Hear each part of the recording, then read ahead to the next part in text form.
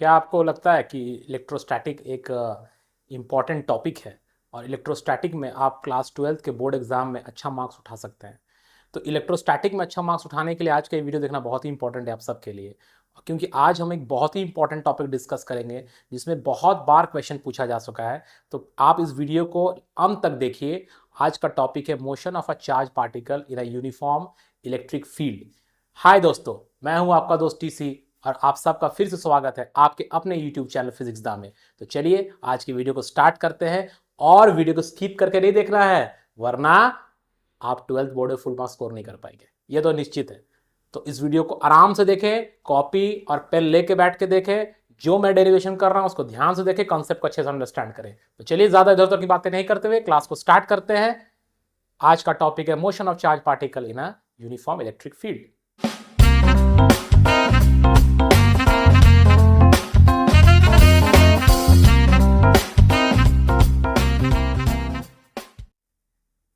तो देखिए दोस्तों, यहां पर आपको एक डायग्राम दिख रहा होगा।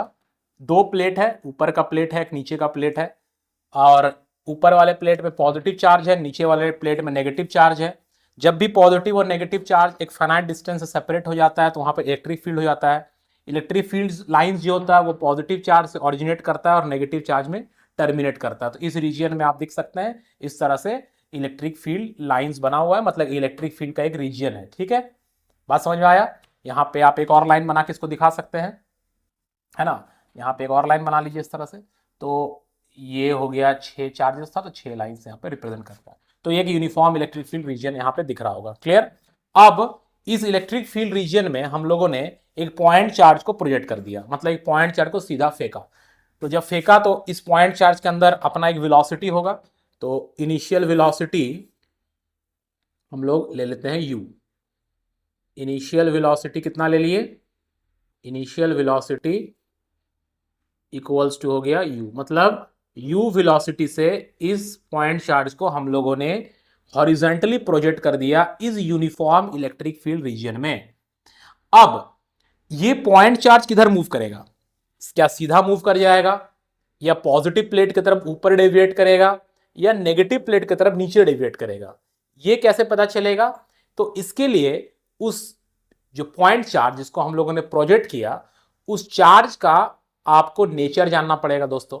मतलब अगर ये क्यू चार्ज पॉजिटिव है तो फिर वो क्या होगा, नीचे की तरफ जाएगा, नेगेटिव प्लेट की तरफ जाएगा। अगर ये क्यू चार्ज नेगेटिव है तो पॉजिटिव प्लेट की तरफ जाएगा।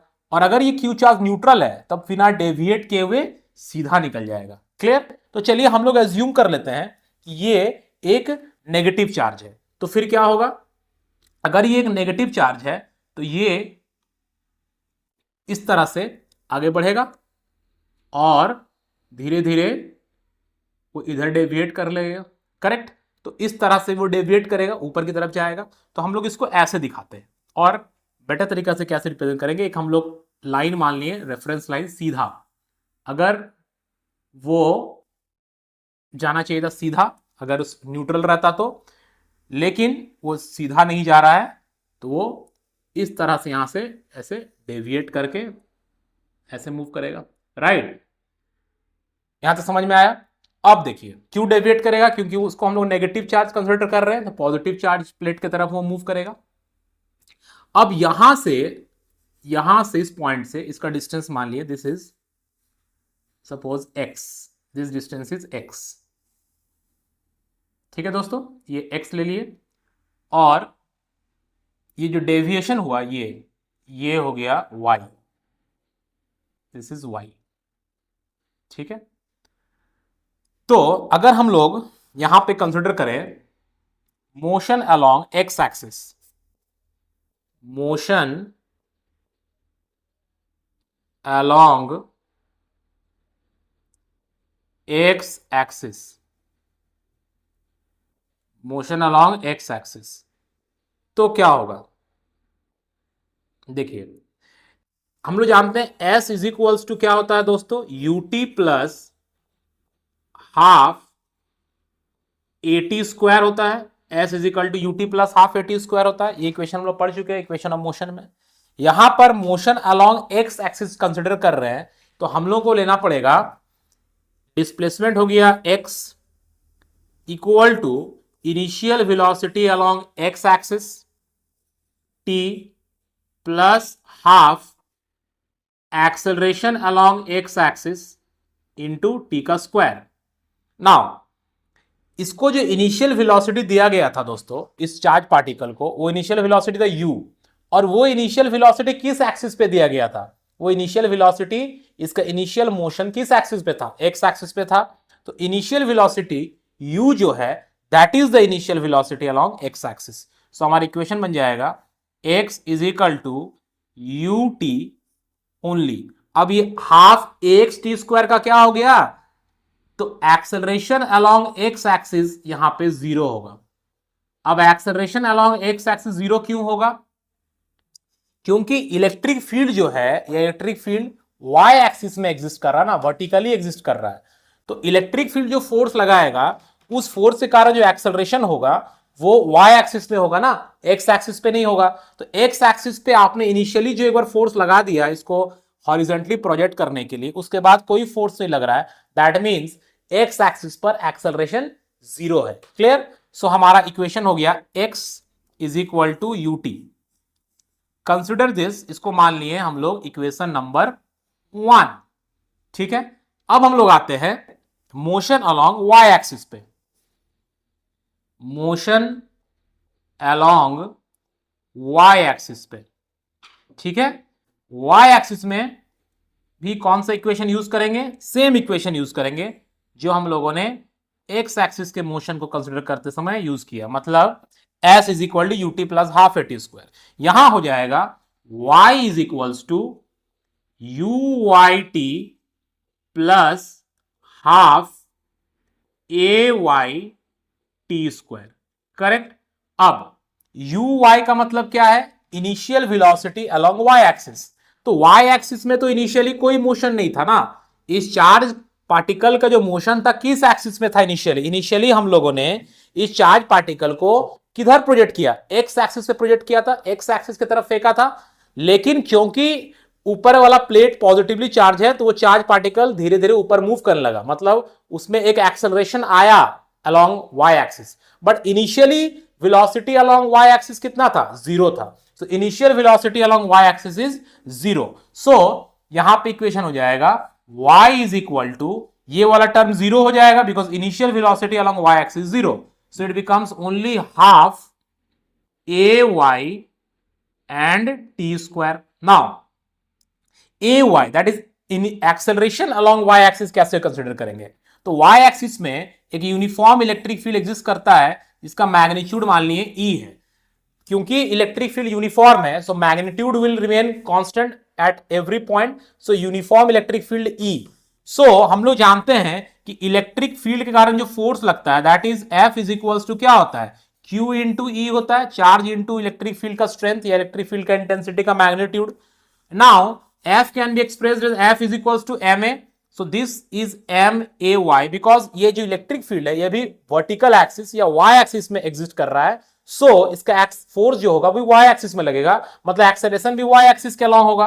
दिस इक्वल टू हो गया Q into E। So AY is equal to आ गया QE by M, QE by M। Now putting this value हमारा y इक्वल्स टू क्या हो जाएगा? y इक्वल्स टू आ जाएगा half QE by M and time की जगह पर हम लोग फ्रॉम इक्वेशन नंबर 1 t की जगह पर हम लोग x बाई यू लिख सकते हैं दोस्तों। t की जगह पर क्या लिख सकते हैं? x बाई यू लिख सकते हैं। सो यहां पर आ जाएगा x बाई यू का होल स्क्वायर।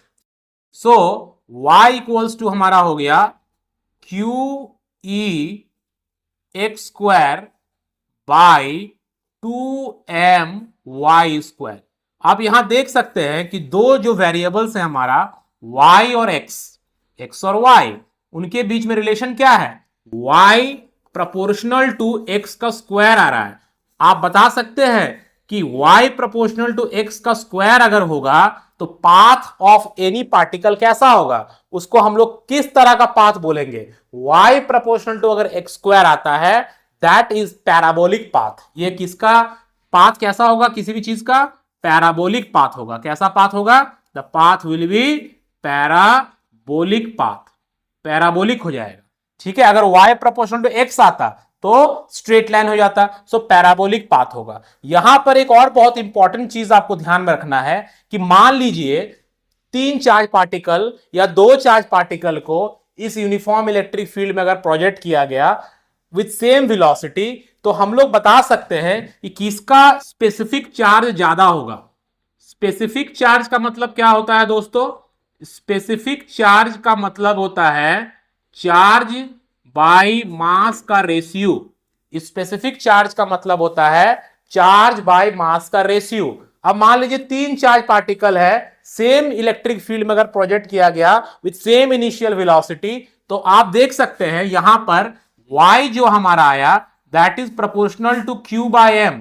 मतलब y जो हमारा आया that is proportional to specific charge या चार्ज टू मास रेशियो। मतलब जिसका y ज्यादा होगा उसका q बाय m ज्यादा होगा। ठीक है, तो आप इस तरह से मान लीजिए 3 चार्ज पार्टिकल दिया हुआ, ये हमारा रेफरेंस लाइन है। एक चार्ज पार्टिकल ऐसे डेविएट कर रहा है, एक चार्ज पार्टिकल मान ले ऐसे डेविएट कर रहा है। तो क्योंकि इसका y ज्यादा है, y में डेविएशन ज्यादा हुआ इसके कंपेयर में, तो इसका मतलब ये चार्ज पार्टिकल 1 इसका चार्ज टू मास रेशियो 2 के कंपेयर में ज्यादा आएगा। बिकॉज यहां से कॉन्सेप्ट निकल रहा है कि जो डिफ्लेक्शन होगा, वर्टिकल डिफ्लेक्शन जो होगा that is directly proportional to charge by mass का रेशियो। तो दोस्तों ये कॉन्सेप्ट बहुत ही इंपॉर्टेंट है। इस डेरिवेशन को और इस कॉन्सेप्ट को आप अच्छे से देखें, अच्छे से करें। इस पर क्वेश्चंस भी आएगा और इलेक्ट्रिक फील्ड में चार्ज पार्टिकल के मोशन से रिलेटेड और भी क्वेश्चंस और भी कॉन्सेप्ट हम लोग डिस्कस करेंगे। उसके लिए हमारे चैनल के साथ आप जुड़े रहें। अगर आपको हमारे चैनल से फायदा हो रहा है तो इसे ज्यादा से ज्यादा लोगों तक शेयर करें